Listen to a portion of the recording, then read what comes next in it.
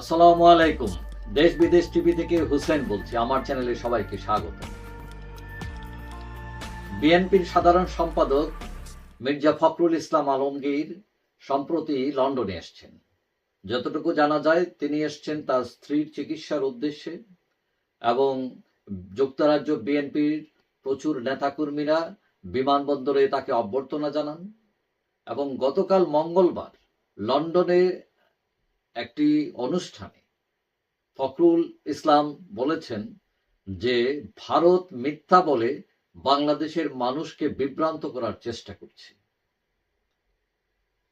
তিনি কিভাবে চেষ্টা করছে তার কোনো ব্যাখ্যা দেননি। তিনি হয়তো সম্প্রতি সংখ্যালঘুদের উপর যে নির্যাতনের ইস্যু এসছে এবং ভারতীয় মিডিয়া, অনেক মিডিয়া এটাকে বিভিন্ন সেজে গুজিয়ে বিভিন্নভাবে প্রচার করছে, সেটাকে দিকে হয়তো তিনি আঙ্গুলি নির্দেশ করেছেন। তিনি ফখরুল আলম বলেছেন যে ভারত অতীতে বাংলাদেশের সাথে যে ভুল করেছে তা তারা কাটিয়ে উঠবে এবং বর্তমানে যেসব কার্যাবলী করছে তা তারা বন্ধ করবে। তিনি আরো বলেন যে আগরতলা, কলকাতায় যে হামলা হয়েছে, আগামীতে সবাইকে সতর্কতা অবলম্বন করতে হবে।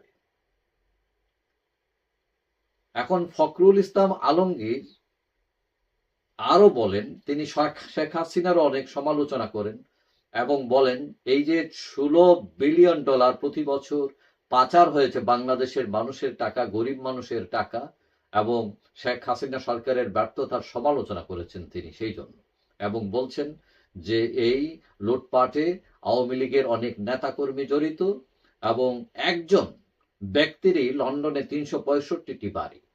তিনি নাম উল্লেখ করেননি।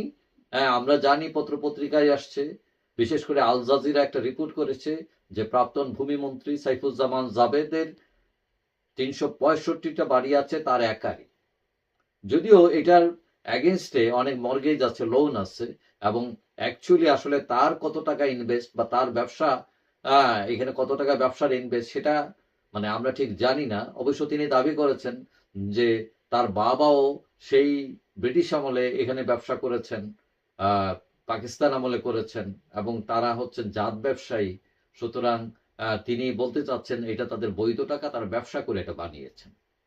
যাই হোক, এখন তিনি এটাও বলছেন যে আওয়ামী লীগ সরকার অনেক প্রতিষ্ঠানকে ধ্বংস করে দিয়েছে এবং এই যে 3বার নির্বাচন করলো, নির্বাচনের নামে প্রহসন করলো, এইটার জন্য তিনি আওয়ামী লীগের সমালোচনা করেন এবং তিনি বললেন যে তারেক রহমানের জন্য দেশের মানুষ অপেক্ষা করছে, যে তারেক রহমানকে আর লন্ডনে রাখবেন না তারা, তারেক রহমানকে অতি দ্রুতই তারা ফিরিয়ে নেবেন বাংলাদেশে, মানুষ অপেক্ষমান তার নেতৃত্বের জন্য।